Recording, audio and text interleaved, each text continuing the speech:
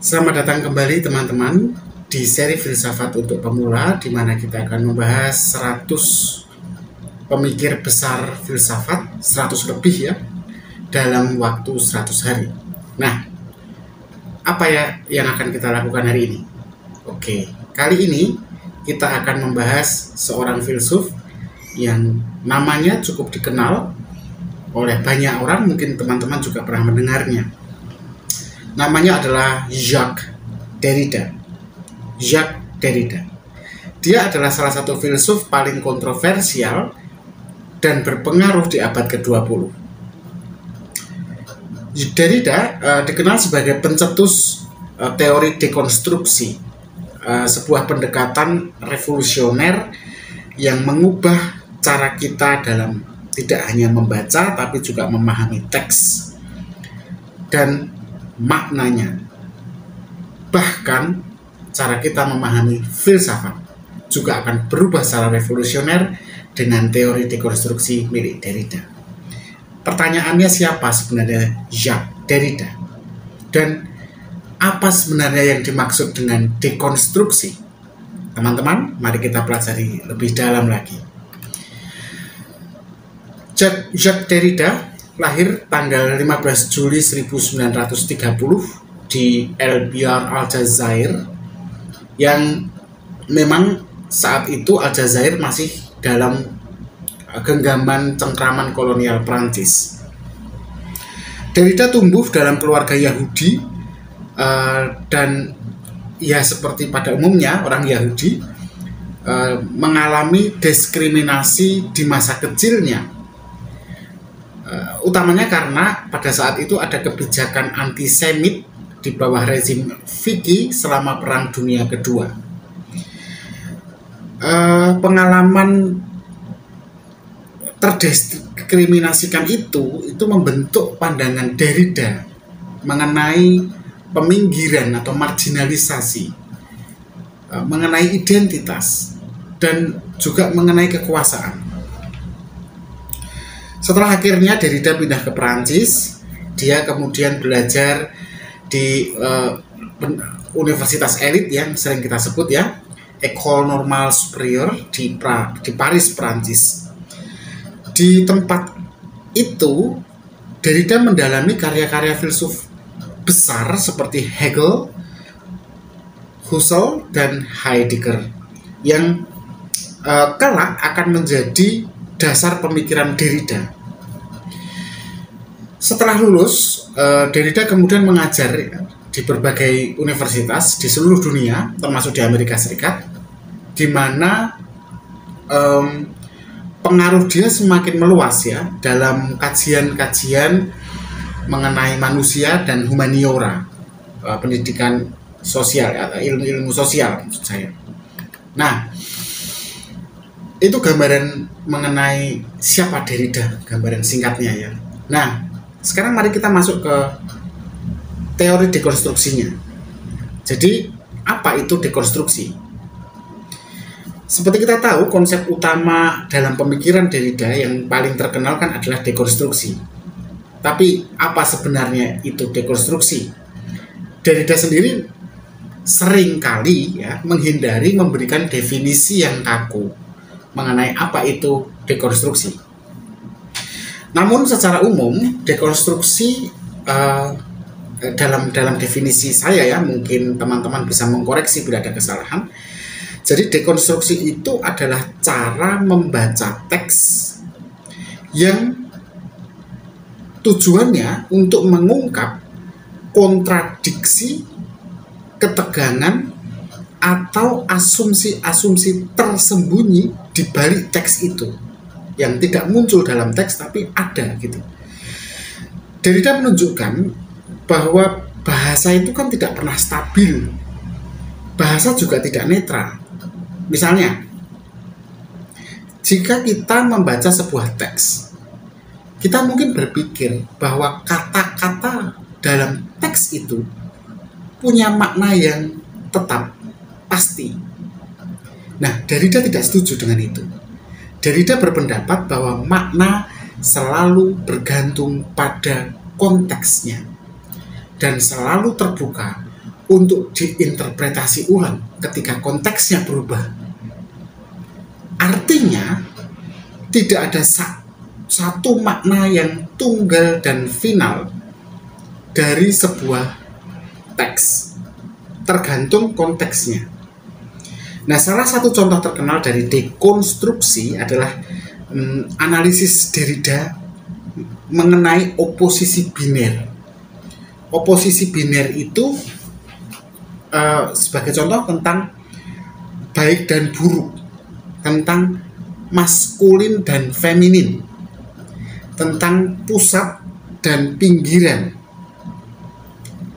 Nah, dalam budaya barat, oposisi biner seperti ini tadi itu seringkali mengandung hierarki, di mana satu sisi dianggap lebih unggul daripada yang lain. Baik lebih unggul dari buruk. Maskulin seolah-olah lebih unggul dari feminin. Pusat seolah-olah lebih unggul daripada pinggiran. Katakanlah Jakarta lebih hebat, lebih tinggi daripada katakanlah daerah-daerah terpencil di pinggir Indonesia, misalnya Merauke, katakanlah seperti itu. Nah, dekonstruksi berusaha membongkar hierarki ini tadi, yang lebih tinggi dan lebih rendah ini, dan menunjukkan bagaimana sebenarnya kedua yang biner ini sebenarnya saling bergantung. Nah, teman-teman, kalau teman-teman lihat dari pikiran Derrida tadi, kan kelihatan bahwa Derrida itu memang menantang tradisi filsafat barat yang dia sebut sebagai logosentrisme. Logosentrisme itu semacam keyakinan dalam tradisi barat ya, bahwa makna bisa ditemukan dalam pusat ya, bukan pinggiran ya, yang stabil. Pusat yang stabil ini contohnya apa? Contohnya Tuhan. Contoh lainnya rasio. Contoh lainnya lagi kebenaran universal. Jadi seolah-olah ada logos di tengah-tengah sentris yang menentukan atau memberi kepastian makna. Bagi dia, filsafat barat terlalu terobsesi dengan mencari pondasi yang seolah-olah pasti untuk segala sesuatu yang kenyataannya tidak pasti. Nah, dalam karyanya yang terkenal yang diterbitkan tahun 1967 ya, judulnya Of Grammatology. Nah, Derrida dalam karya itu tadi mengkritik prioritas yang diberikan pada sebuah speech ya. Speech itu ujaran dibandingkan oleh tulisan atau writing dalam tradisi filsafat barat. Jadi dia mengkritik bagaimana seolah-olah ujaran atau speech itu ya, itu lebih tinggi maknanya daripada tulisan. Lebih bermakna maksud saya daripada tulisan, writing. Speech higher than writing. Nah, Derrida menunjukkan bahwa justru tulisan itu sebenarnya punya peran yang penting dalam membentuk makna. Meskipun sering kali tulisan itu hanya digunakan untuk melengkapi ujaran, melengkapi speech gitu ya. Nah, teman-teman, lalu apa sebenarnya relevansi antara teori Derrida tentang dekonstruksi ini tadi dengan kajian sastra dan filsafat sastra dan budaya gitu misalnya? Ya, mari kita lihat, dekonstruksi itu memang tidak hanya mempengaruhi filsafat, tapi memang akhirnya juga merambah ke bidang lain seperti sastra dan kajian budaya atau cultural studies, bahkan percaya atau tidak, hukum juga. Dunia hukum itu juga membutuhkan penafsiran kan tentang teks. Nah, kalau sastra misalnya sastra itu dekonstruksi digunakan untuk membaca ulang teks-teks klasik yang dibaca hari ini dengan konteks hari ini itu kadang-kadang menemukan makna-makna baru yang sebelumnya mungkin terabaikan ya di masa silam karena konteksnya kan berbeda.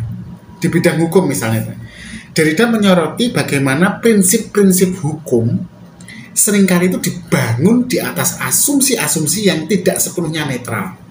Dengan kata lain, hukum tidak bisa dilepaskan dari penafsiran atau interpretasi. Dan dari interpretasi itu saja sudah jelas tidak bisa dipisahkan dari kekuasaan dan dari ideologi yang menafsir itu, yang menafsirkan hukum itu tadi. Nah, dekonstruksi akhirnya membantu kita untuk memahami bagaimana hukum bekerja.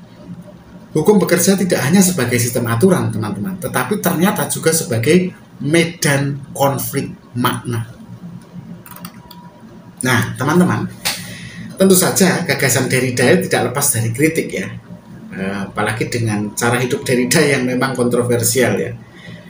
Dan banyak yang menganggap dekonstruksi yang diajukan oleh Derrida ini sebagai sebuah pendekatan yang terlalu sulit untuk dipahami, atau bahkan ada beberapa juga yang menuduh ini mengarahkan nihilistik, kekosongan makna.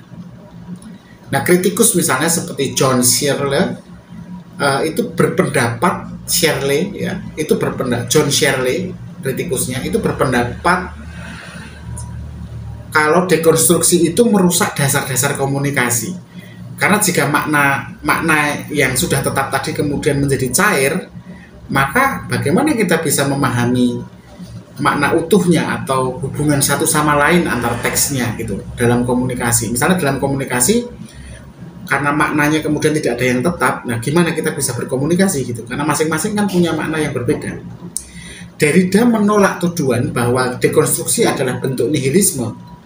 Dia menegaskan bahwa dekonstruksi bukan tentang menghancurkan makna, tetapi tentang sebenarnya membuka ruang untuk lebih banyak makna. Baginya dekonstruksi itu adalah cara untuk mempertanyakan asumsi yang kita anggap sudah pasti, sehingga kita nantinya bisa melihat dunia dengan perspektif yang lebih kaya. Hingga hari ini, Jacques Derrida tetap menjadi salah satu tokoh paling berpengaruh dalam filsafat kontemporer. Pendekatan Derrida terhadap teks, makna, dan kekuasaan telah menginspirasi banyak generasi akademisi, seniman, dan aktivis. Dalam dunia yang tentu saja sekarang semakin kompleks, di mana kebenaran seringkali dipertanyakan dan bersifat relatif, gagasan Derrida tentang pentingnya interpretasi tetap relevan. Misalnya teman-teman, di era digital saat ini, informasi kan nyebar begitu cepat dan seringkali ambigu. Nah, pendekatan Derrida ini akan membantu kita untuk lebih kritis dalam membaca, dalam memahami pesan-pesan yang kita terima. Demikianlah pembahasan kita tentang Jacques Derrida. Dia adalah filsuf yang mengajarkan kita untuk selalu berpikir kritis dan tidak menerima makna begitu saja. Kita akan ketemu lagi di video selanjutnya. Terima kasih dengan waktu yang Anda berikan untuk melihat video ini. Bila Anda menyukai, berikan like. Tetap berpikir kritis.